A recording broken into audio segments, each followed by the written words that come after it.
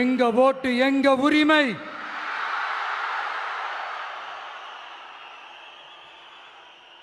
எங்களை யாரும் விலைக்கு வாங்க முடியாது.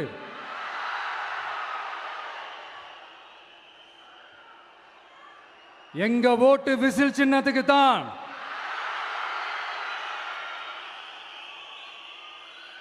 யாரையும் நம்பி ஏமாற மாட்டோம். எங்க வார்த்தையிலிருந்து மாற மாட்டோம். இது நிஜம். தேங்க்யூ.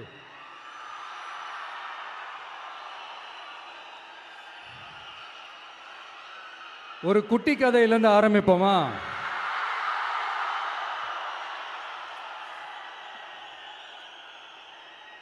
ஒரு பெரிய ஊர், ஒரு 4 ரோடு ஜாயிண்ட் ஆகிற மாதிரி ஒரு ஜங்ஷன், ஒரு பிஸியான ஏரியா, ஆள் நடமாட்டம் அதிகமாக இருக்கக்கூடிய ஒரு ஏரியா. அங்கே சென்டரில் ஒரு முரட்டு ஜல்லிக்கட்டு காலை ஒன்று நின்றுட்டு இருக்குது. காலில் மண்ணை வீசிக்கிட்டு சீறிக்கிட்டு அப்படியே நின்றுட்டு இருக்குது.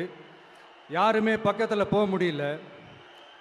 அந்த இடம் ஒரு கேஷுவலாக மாறணும் அப்படின்னா அந்த காளையை அடக்கி அமைதி ஆக்கினா தான் மறுபடியும் ஒரு பேக் டு நார்மல் சுச்சுவேஷனுக்கு அந்த இடம் மாறும். அந்த ஊரில் இருக்கிற ஒரு சில பேருக்கு மட்டும்தான் அந்த காளை அடங்கும். அவங்க யாருமே அங்கே இல்லை.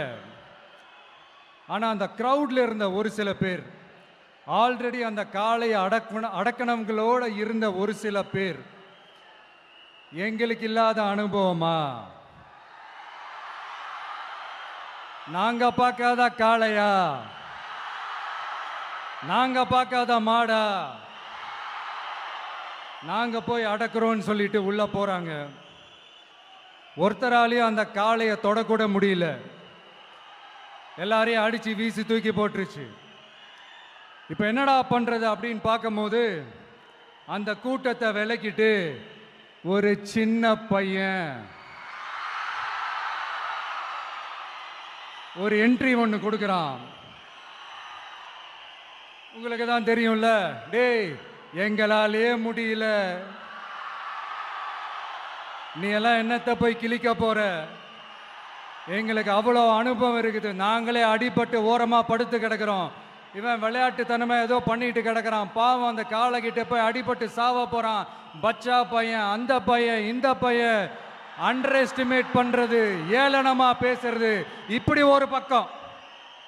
இன்னொரு பக்கம் பரிதாபப்பட்டு, ஐயோ பாவமே, இப்படி தனியா போய் மாட்டிக்கிட்டானே அந்த காளைகிட்ட, என்ன பண்ண போறானோ அப்படின்ட்டு ஒரு பக்கம் பரிதாபப்பட்டு பேசுறாங்க. அந்த சின்ன பையன் எதுவுமே காதலையே போட்டுக்காம 2 பாக்கெட்லையும் கையை விட்டுக்கிட்டு ஸ்டைலா கெத்தா தில்லா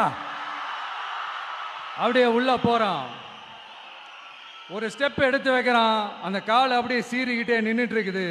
இன்னொரு ஸ்டெப் எடுத்து வைக்கிறான், கால் அப்படியே சீறிக்கிட்டே முன்னாடி வருது. மக்கள் எல்லாரும் பதட்டத்தோடு அப்படியே பார்த்துட்டு இருக்கிறாங்க. இன்னொரு ஸ்டெப் எடுத்து வைக்கிறான், கால் அப்படியே முட்டை வரும்போது பாக்கெட்டுக்குள்ள மறைச்சி வச்சிருந்த 2 புல்லுக்கட்டு அதை அந்த காலை கிட்ட காட்டுறான். காலை அப்படியே சடனா வந்து நின்று அது மூடெல்லாம் மாறி அந்த புல்லுக்கட்டை சாப்பிட ஆரம்பிச்சிருச்சு. அந்த சின்ன பையனும் அந்த காளை அப்படியே தடவிக்கிட்டு வரான். காளையும் பக்கத்தில் ஒரு குழந்தை மாதிரி நடந்து வந்துக்கிட்டு வருது. பக்கத்தில் இருந்த ஒரு வயல்வெளியில் அந்த காளையை மேய விட்டுட்டு வரான். மக்கள் எல்லாரும் அந்த பையனை ஆச்சரியமாக பார்க்குறாங்க. அந்த அடிபட்டு கிடந்த அந்த அனுபவசாலிங்க தலையை தொங்க போட்டு நின்றுட்டு இருக்கிறாங்க. ஏன்னா பேசின பேச்சு அப்படி.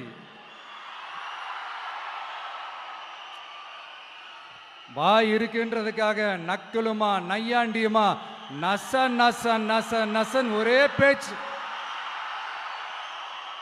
என்ன பண்றது, தலையை குனிஞ்சு அப்படியே நின்றுட்டு இருக்கிறாங்க. அங்க ஒரு பெரியவர் வர்றார். வந்து அந்த பையன்கிட்ட கேட்கிறாரு, எப்படிப்பா இப்படி ஒரு முரட்டு காலை சீறிட்டு நின்றுட்டு இருந்தது, எப்படி அந்த காளையை அடக்கின அப்படின்னு கேட்டதுக்கு அந்த பையன் சொல்றான், ஐயா எனக்கு அந்த காளையை பார்த்தா கோபமா இருந்த மாதிரிலாம் எனக்கு தெரியல, அந்த காலை பசியோடு இருந்த மாதிரி இருந்தது. அதனால தான் அந்த புல்லுக்கட்டை காமிச்சவனை ஓகே நமக்கு தேவையானது கிடச்சிருச்சு அப்படின்னோடனே அந்த புல்லுக்கட்டை சாப்பிட்டுட்டு நம்மளோட அப்படியே ஜாலியாக வாக்கிங் வந்துருச்சு அப்படின்னு சொன்னான். இதை கேட்ட அந்த பெரியவர் சொன்னாராம், இந்த சின்னவங்க பெரியவங்க அனுபவம் இருக்கிறவங்க அனுபவம் இல்லாதவங்க இதெல்லாம் விஷயமே கிடையாது.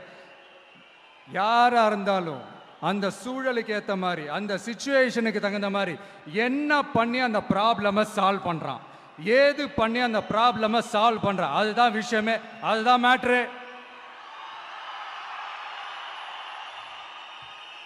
ஸோ நீ சூப்பர்ப்பா, என்ன ப்ராப்ளம் வந்தாலும் நீ சால்வ் பண்ணிடுவ அப்படின்னு முதுகில் தட்டி கொடுத்துட்டு அந்த பெரியவர் போகிறார். இப்போ அந்த கதையில் அந்த முரட்டு ஜல்லிக்கட்டு காலை தான் நம்ம தமிழ்நாட்டு அரசியல் களம். அந்த பெரியவர் தான் நம்ம தமிழக மக்கள். அந்த பாக்கெட்டுக்குள்ள ஸ்டைலா தில்லா கெத்தா ஒருத்தன் உள்ள வந்தான் பாருங்க, அவன்தான்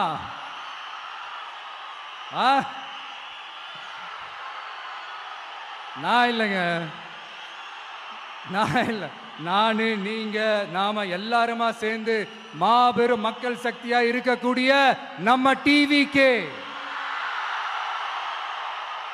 அதுதான் அந்த சின்ன பையன்.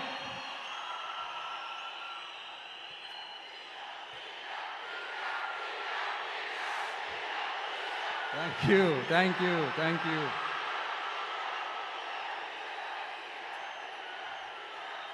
மக்களை நேசிக்கிற ஒரு நல்ல தலைமை இல்லாததுனால இத்தனை வருஷமா வேற வழி இல்லாம ஸ்டாலின் சார் கொடுத்த அந்த பொய்யான வாக்குறுதிகள் எல்லாத்தையும் நம்பி ஏமாந்த நம்ம மக்களுக்கு சரியான நேரத்தில் ஒரு வெகுஜன மக்கள் இயக்கமா வந்தது தான் நம்ம டிவிக்கு.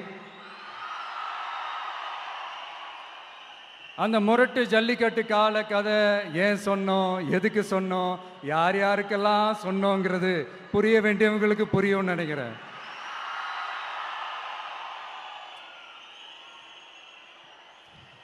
இப்போ நாம ஒவ்வொரு வீட்டில் உயிரா உணர்வா இருக்கிறோம்.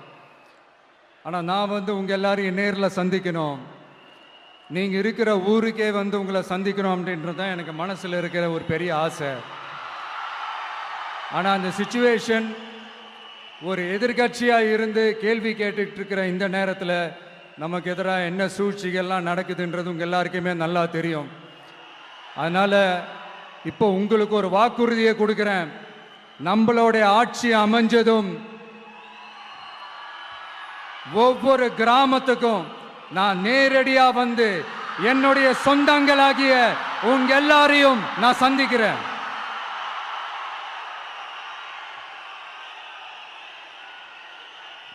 கொஞ்ச நாளைக்கு முன்னாடி நம்ம ஸ்டாலின் சார் ஒரு ஒன்று உருட்டினாரு, நீங்க கேள்விப்பட்டிருப்பீங்க. இப்போ வரப்போற எலெக்ஷன் எதுக்கான எலெக்ஷன்? நம்ம சட்டமன்றம் தமிழ்நாடு சட்டசபைக்கான ஒரு தேர்தல் இல்லையா? இதே தமிழ்நாட்டுக்கும் டெல்லிக்குமான ஒரு எலெக்ஷன் அப்படின்னு சொல்றாங்க. இன்னும் கொஞ்சம் மேலே போய் தமிழ்நாட்டுக்கும் என்டிஏவுக்குமான ஒரு எலெக்ஷன் அப்படின்னு சொல்றாங்க. என்ன சார், டெல்லியில் ஏதாவது நிற்க போறீங்களா? அப்புறம் ஏன் தமிழ்நாட்டுக்கும் டெல்லிக்குமான ஒரு எலெக்ஷன் சொல்றீங்க? அப்புறம் இது ஏதாவது பார்லிமெண்ட் எலெக்ஷனா, பிரதமர் பதவிக்கு ஏதாவது போட்டி போடுறீங்களா?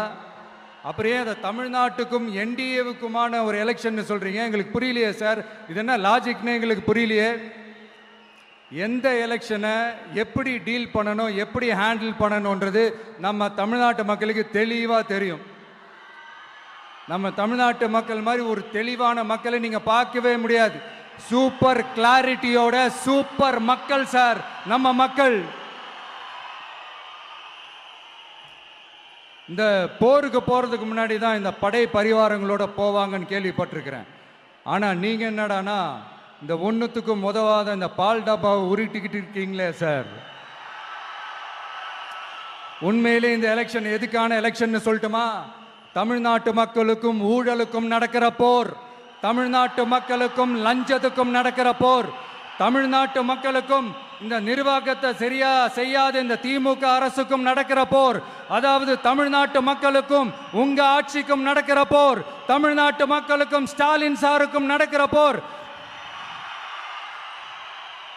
இன்னும் சுருக்கமா சொல்லணும்னா,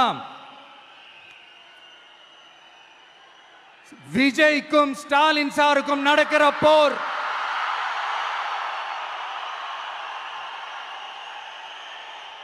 இதுக்கு நடுவுல இந்த என்டிஏ டெல்லி இதெல்லாம் என்ன லாஜிக்னே புரிய மாட்டேங்குது சார். தமிழ்நாடு தான் விஜய், இந்த விஜய் தான் தமிழ்நாடு. தூய சக்தி டிவிகேவுக்கும் தீய சக்தி டிஎம்கேவுக்கும் தான் இந்த போர்.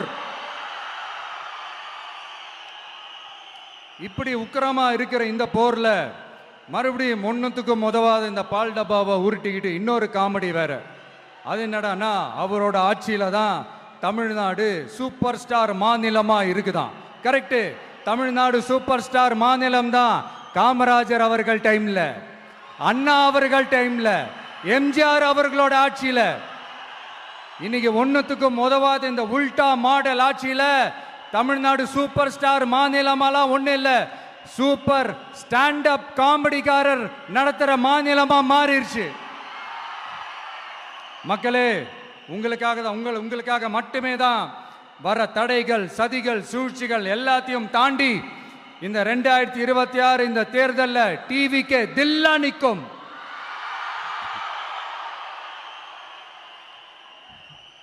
இதுவரைக்கும் நடந்த எலெக்ஷன் வேற, இப்ப நடக்க போற எலெக்ஷன் வேற. ஒவ்வொரு 5 இயர்ஸுக்கும் நடக்கிற எலெக்ஷன் மாதிரி இதை நினைச்சிடாதீங்க. 50 வருஷத்துக்கு ஒரு வாட்டி நடக்க போற ஒரு எலெக்ஷன் மாதிரி இது. அதிசய எலெக்ஷன். ஒரு எலெக்ஷன்ல அவங்களோட எதிரிகளை தான் எதிர்ப்பாங்க, அப்படிதான் எதிர்ப்பாங்க, அதுதான் யதார்த்தமும் கூட. ஆனா இந்த எலெக்ஷன்ல தான் ஒட்டுமொத்தமா எல்லாருமா சேர்ந்து ஒருத்தனை எதிர்க்கிறாங்க. ஒட்டுமொத்தமா எல்லாருமா சேர்ந்து இந்த விஜயை எதிர்க்கிறாங்க.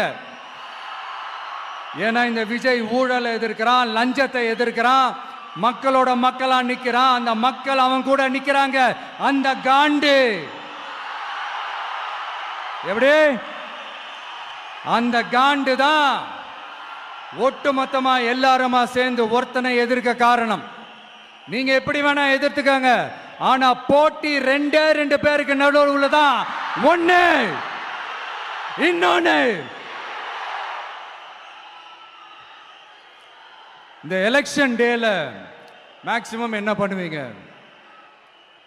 போவீங்க, ஓட்டு போடுவீங்க, வருவீங்க, அவ்வளவுதான் உங்களுடைய பார்ட்டிசிபேஷன். ஆனா இந்த எலெக்ஷன்ல நீங்க பங்கெடுத்துக்க போறீங்க. எஸ், உங்க வீட்டில் இருக்கிற ஒரு விஜய் தான், உங்க வீட்டில் இருக்கிற ஒரு விஜய் தான் வேட்பாளரா நிக்க போறாங்க.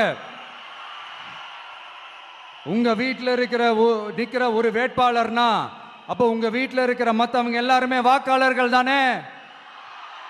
உங்க அம்மா, உங்க அப்பா, உங்க அண்ணன், உங்க தம்பி, உங்க சொந்தம் டிவிக்கே வேட்பாளர் அப்படின்னா அப்போ உங்க ஓட்டு விசில் சின்னத்துக்கு தான் எல்லாருக்குமே தெரியும். ஏன், நம்மளோட எதிரிங்களுக்கு கூட அது நல்லாவே தெரியும். அதனாலதான் நமக்கு எதிராக அவ்வளவு அவதூறு பரப்புறாங்க. என்னென்ன அவதூறு பரப்புறாங்கன்றது உங்களுக்கே நல்லா தெரியும். ஆனா அவங்களுக்கு தெரியாது, ஏன் மேல அவதூறு பரப்புனா அது மக்கள் மேல அவதூறு பரப்புற மாதிரின்னு. எனக்கு அரசியல் தெரியலன்னு சொன்னா அது மக்களுக்கு அரசியல் தெரியலன்னு சொல்ற மாதிரின்னு. என்ன அசிங்கமா பேசினா அது மக்கள் அசிங்கமா பேசுற மாதிரின்னு. எனக்கு எதிராக செய்யற ஒவ்வொரு செயலும் அது மக்களுக்கு எதிராக செய்யற செயல் அவங்களுக்கு தெரியாம போச்சு. இந்த விஜயும் மக்களும் வேறு வேறு இல்லை. இந்த விஜயும் மக்களும் ரத்தமும் சதையும் மாறி, உடலும் உயிரும் மாறி, ஒன்னிலிருந்து ஒண்ண பிரிக்கவே முடியாது. எஸ், சென்சிட்டிவான சென்டிமெண்ட், அது சென்சிட்டிவான sentiment.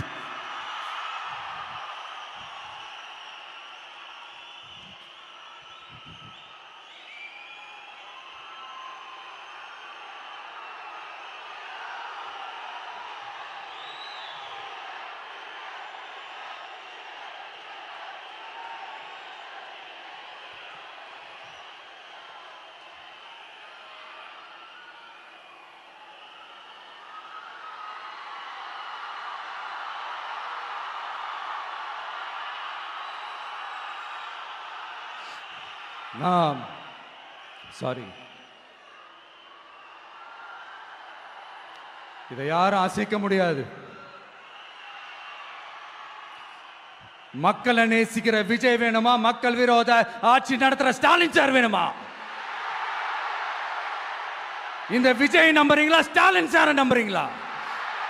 Proof, this is the proof.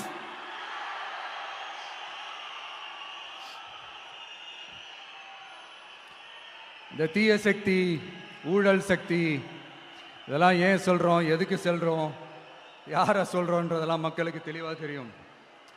அதே மாதிரி டிவிகேவுக்கு போட்டி டிஎம்கே தான்றதும் மக்களுக்கு தெளிவாக தெரியும்.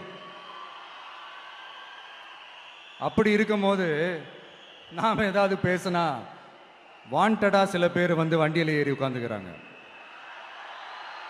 ஆமாம், வாண்டடா சில பேர் வண்டியில் ஏறி உட்காந்துக்கிட்டு குரல் கொடுக்குறாங்க. சீரியஸாக ஒரு போட்டி நடந்துக்கிட்டு இருக்கும் போது இங்கே காமெடிக்கெல்லாம் இடம் இல்லை பாஸ். இதெல்லாம் மக்களுக்கு தெளிவாக தெரியும். இந்த நேரத்தில் ஒரு சீரியஸ் கேள்வியை இன்னைக்கு இருக்கிற மிகப்பெரிய அரசியல்வாதிங்க கிட்ட கேட்கணும்னு நான் நினைக்கிறேன். நீங்க அரசியலுக்கு வர்றதுக்கு முன்னாடி உங்ககிட்ட இருந்த சொத்து எவ்வளோ? அரசியலுக்கு வந்ததுக்கு அப்புறம் இன்னைக்கு உங்ககிட்ட இருக்கிற சொத்து எவ்வளோ? அதை ஓப்பனா டிக்ளேர் பண்ண முடியுமா?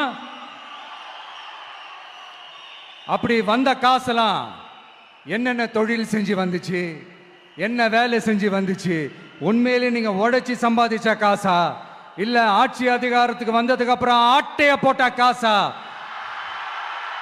இதெல்லாம் ஓப்பனா டிக்ளேர் பண்ண முடியுமா? இதெல்லாம் நம்ம கேட்டா எல்லா ஊழல்வாதிகளும் ஒன்னா சேர்ந்து நம்ம மேல சேத்தவாரி வீசுவாங்க. அதை பத்தியெல்லாம் நமக்கு கவலை இல்லை. ஏன்னா நாம யாருன்னு மக்களுக்கு நல்லாவே தெரியும். எனக்கு ஒரு புது ஃப்ரெண்ட், புது நண்பர் ஒருத்தர் கிடைச்சிருக்கார். யார் தெரியுமா? தெரியாதா? முதல்வர் அவர்கள் தான்.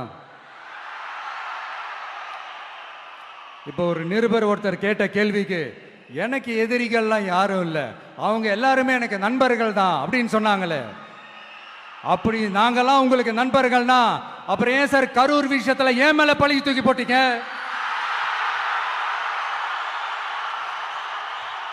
உங்களுக்கு மனசாட்சின்னு ஒண்ணு இருந்தா அப்படி பேசிருப்பீங்களா?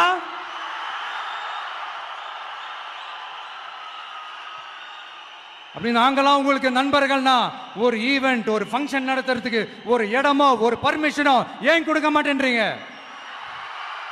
எல்லாத்தையும் நீங்களே பண்ணிட்டு போற போக்கில் அப்படியே பொய்களா அடிச்சு விட்டுக்கிட்டு இருக்கீங்க. உங்களோட உண்மையான நண்பர்கள் யாருன்னு சொல்லட்டுமா? லஞ்சம், ஊழல், அரசியல் ஆதாயம், இதெல்லாம் தான் உங்களோட உண்மையான நண்பர்கள். பர்சனலா நீங்க எப்படி வேணா இருந்துக்கங்க சார், நமக்கு அதை பத்தி கவலை இல்லை, நமக்கு அது அவசியமும் இல்லை. ஆனா உங்க ஆட்சி தான் தப்பான ஆட்சி, தமிழ்நாட்டுக்கு தேவையில்லாத ஆட்சி. கொஞ்ச நாளைக்கு முன்னாடி கற்பனையா ஒரு விஷயம் ஒன்று சொன்னேன். இந்த முதல்வர் கூட விசில் சின்னத்துக்கு தான் வாக்களிப்பாரு அப்படின்ட்டு கற்பனையா ஒன்று சொன்னேன். ஆனா இன்னைக்கு நிஜமாவே நமக்கு ஆதரவா ஒரு கோஷத்தை எழுப்பியிருக்கிறாங்க. அது என்ன தெரியுமா? எங்க வாக்கு சாவடி வெற்றி வாக்கு சாவடியா. அதுக்கு அர்த்தம் என்ன தெரியுமா? எங்க வாக்கு சாவடி விஜய் வாக்கு சாவடின்னு அர்த்தம்.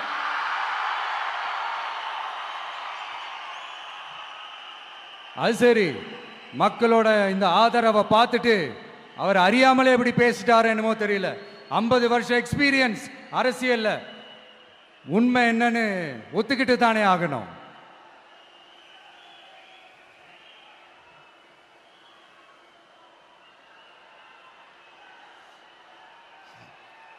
ஜனநாயகம்ங்கிறது பெரும்பான்மை ஆட்சி அதிகாரம் சார்ந்தது மட்டும் இல்லை, சிறுபான்மை மக்களின் உரிமைகள் உணர்வுகளும் புனிதம்னு நினைச்சு அதையெல்லாம் காப்பதற்கு பெயர் தான் ஜனநாயகம்னு 1963 அறிஞர் அண்ணா பார்லிமெண்ட்ல பேசினதை நாம இங்க சொல்றது ரொம்ப பொருத்தமா இருக்கும். அறிஞர் அண்ணா சொன்னது தான் டிவிகேவோட நிலைப்பாடும். இந்த ஸ்டாண்ட்ல நாம 100% உறுதியா இருப்போம். யாருக்காகவும் எதுக்காகவும் இதுல சமரசமே கிடையாது. மதச்சார்பற்ற சமூக நீதி தன்மை தான் நம்ம அடிப்படை கொள்கைகள் ஒன்று, அதில் எந்த மாற்றமும் எப்பவும் கிடையாது. ஆனால் இதெல்லாம் மறந்துட்டு எப்படியாவது எதையாவது செஞ்சு ஓட்டு வாங்குறதுக்காகவே இங்கே சில பேர் இருக்கிறாங்க. அவங்கள மாதிரி நமக்கு அப்படி சில பிரச்சனைகள்ல எரியற நெருப்புல எண்ணெய ஊத்துற எண்ணமே இல்ல.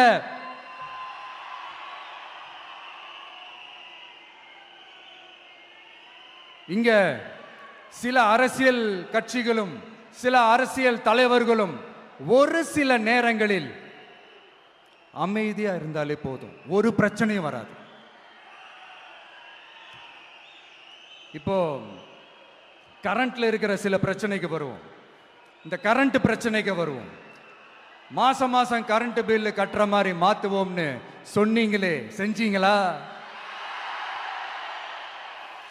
நிறைய வீடுகளில் 100 யூனிட் தான் அந்த கரண்ட் செலவாகுது ஒரு மாசத்துக்கு. மாசம் மாசம் நீங்க அந்த பில்லு கொடுத்தீங்கன்னா அவங்களுக்கு அது ஃப்ரீ ஆயிடும். அவங்க அந்த காசை கட்ட தேவையே இல்லை. ஆனா 2 மாசத்துக்கு ஒரு வாட்டி அந்த பில்லு கொடுத்தீங்கன்னா, இப்ப சப்போஸ் அது 200 யூனிட்டுக்கு மேல போச்சுன்னா அது அவங்களுக்கு ஒரு மிகப்பெரிய சுமை தானே.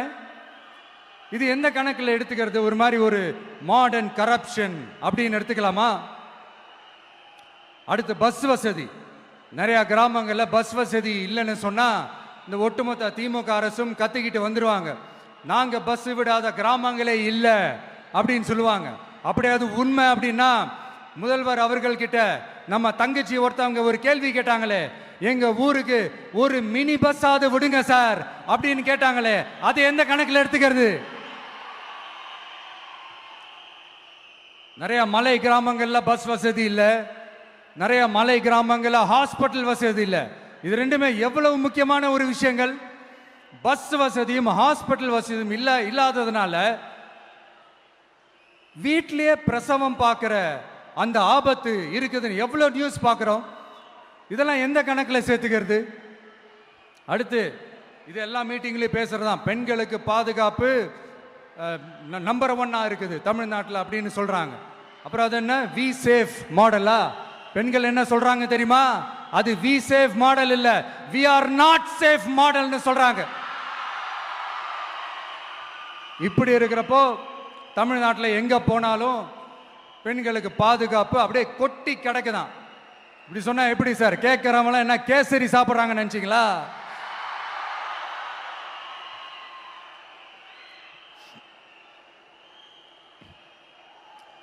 அடுத்து இந்த சட்டம் ஒழுங்கு, அது காணாம போய் ரொம்ப நாள் ஆச்சு. இவன் வேற, இந்த விஜய் வேற, எங்க போனாலும் இந்த மக்கள் கிட்ட இந்த சட்டம் ஒழுங்கை பத்தி பேசி ஞாபகப்படுத்திக்கிட்டே இருக்கான்னு முதல்வர் அவர்கள் அவங்க கூட இருக்கிறவங்க கிட்ட எல்லாம் சங்கடப்பட்டாராம். நாம் என்ன பண்றது? நாம தான் தமிழ்நாட்டோட விசில் ப்ளோயர் ஆச்சே. நாம் எப்படி சைலண்டா இருக்க முடியும்? நாமளும் கேள்வியா கேட்கிறோம், ஆனா பதிலெல்லாம் வந்த மாதிரியே தெரியல. இருந்தா தானே வர்றதுக்கு, வச்சுக்கிட்டா வஞ்சனை பண்றாரு. 5 வருஷமா பதிலே சொல்லாம அப்படியே கடந்து வந்துட்டாரு. ஆனா இனிமே அப்பெல்லாம் இருக்க முடியாது, பதில் சொல்லி ஆகணும். மக்களே, இந்த தீய சக்தி, இந்த அட்ராசிட்டிய ஒரு எண்டு கார்டு போடணும் அப்படின்னா அவங்கள சுவிட்ச் ஆஃப் பண்றது தான் ஒரே சொல்யூஷன். அதுக்கான ரிமோட் தான் வரப்போற எலெக்ஷன். அந்த ரிமோட்ல நீங்க அழுத்த வேண்டியது ஒரே ஒரு ஆப்ஷன், அதுதான் நம்ம விசில் சின்னத்தோட பட்டன். இத 4 விஷயத்தை நீங்க செஞ்சாலே போதும். ஒவ்வொரு இவிஎம் மிஷின்லயும் விசில் சின்னத்துக்கு நேரா இருக்கிற அந்த பட்டனை பச்சக்கு பச்சக்கு பச்சக்குன்னு ஒரு அழுத்துங்க. எப்படி? அவ்வளவுதான்.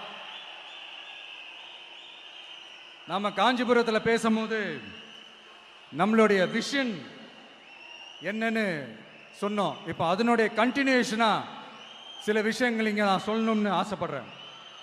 இப்பவும் சொல்றேன், உறுதியா சொல்றேன், சத்தியமா சொல்றேன். பெண்கள், பெண் குழந்தைகள், ஆண் குழந்தைகள் பாதுகாப்பு நம்ம ஆட்சியில் நம்பர் 1 இருக்கும். சட்டம் ஒழுங்கு ரொம்ப ரொம்ப ஸ்ட்ரிக்டா இருக்கும். அரசு பள்ளிக்கூடங்களும் கல்லூரிகளும் முதல் தரமா இருக்கும். போட்டி தேர்வுகளுக்குன்னு லட்சங்களை கொட்டி தனி கோச்சிங் சென்டர் போய் படிக்க அவசியமே இருக்காது. ஏன்னா கவர்மெண்ட் ஸ்கூல், காலேஜ் சிலபஸே போட்டி தேர்வுகளை ஈஸியா சந்திக்கிற வகையில் அந்த ஸ்டாண்டர்டுக்கு ஏத்த மாதிரி அமைக்கப்படும். உயர்நிலை பள்ளி பாடத்திட்டங்களிலேயே அடிப்படை அரசியல் சாசன சட்டம் சேர்க்கப்படும். மாநில மற்றும் ஒன்றிய அரசு அலுவலகங்கள், வங்கிகளின் செயல்பாடுகள் மற்றும் அவற்றை அணுகும் முறை குறித்து மாணவர்களுக்கு தெளிவான புரிதலை ஏற்படுத்தும் வகையில் தேர்வுகள் அற்ற செயல்முறை பாடமாக கற்பிக்கப்படும். இந்தியா முழுக்க உள்ள ஒன்றிய அரசு சார்ந்த கல்வி நிலையங்கள் மற்றும் அதன் சேர்க்கை அட்மிஷன் குறித்து புரிதலும் தெளிவும் மாணவர்களுக்கு உருவாக்கப்படும்.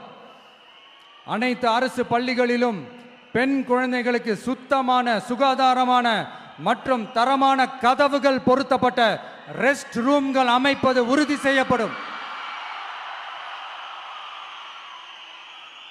போதைப் பொருட்கள் இல்லாத தமிழகம் உருவாக்கப்படும். மாவட்ட கலெக்டர்கள் மற்றும் எஸ்பிக்களில் சரி பாதி பெண்களாக இருக்கும்படி செய்வோம். மலை கிராமங்களில் அரசு ஆரம்ப சுகாதார நிலையங்கள் பிரசவம் பார்க்கும் வசதியுடன் அமைக்கப்படும். பஸ் போக்குவரத்து இல்லாத கிராமங்கள் மற்றும் மலை கிராமங்களே இல்லை என்ற நிலை உருவாக்கப்படும். ஏற்கனவே அமைப்பு சாரா தொழிலாளர்கள் அமைப்பு இருந்தாலும் ஆட்டோ, டாக்ஸி மற்றும் லாரி டிரைவர்களுக்கென அவர்களின் நலன்களுக்காகவும் குடும்ப நலன்களுக்காகவும் தனியாக நல வாரியம் அமைக்கப்படும். தென் தமிழகம் உட்பட தமிழகத்தின் தேவையான பகுதிகளில் தொழிற்சாலைகள் அமைக்கவும் தொழில் வளம் பெருக்கவும் தனி கவனம் செலுத்தப்படும். விவசாயிகள், மீனவர்கள் மற்றும் நெசவாளர்களின் கருத்துக்களை அறிந்து அவர்களுக்கான திட்டங்கள் காலத்தின் தேவைக்கேற்ப உருவாக்கப்படும். இப்போ நம்ம ஸ்டாலின் சார் அறிவாலயம் பக்கத்தில் யாரு நடந்து போனாலும், அறிவாலயம் பக்கத்தில் யாரு நிழலுக்கு ஒதுங்கினாலும் கூட்டணியில் சேர்த்துக்கிறாரு. அந்த வச்சிருக்கிற பணத்தில் ஒரு பங்கு ஒன்று கொடுத்து, அதுக்கு பேர் கல்லாப்பெட்டி கூட்டணின்னு வச்சிருக்கிறேன். அந்த கல்லாப்பெட்டி கூட்டணியை ரொம்ப கஷ்டப்பட்டு சேர்த்திருக்கிறார். ஆனால் அவருக்கு நான் சொல்றேன், இந்த அறத பழைய கூட்டணி கணக்குகளோ இந்த கொள்ளையடிச்ச பணத்தையே வச்சு எங்க மக்களை ஏமாத்தி எல்லாம் ஜெயிக்க முடியாது. ஏன்னா இது மாபெரும் மக்கள் சக்தியான வித்தியாசமான விசில் புரட்சி எலெக்ஷன்.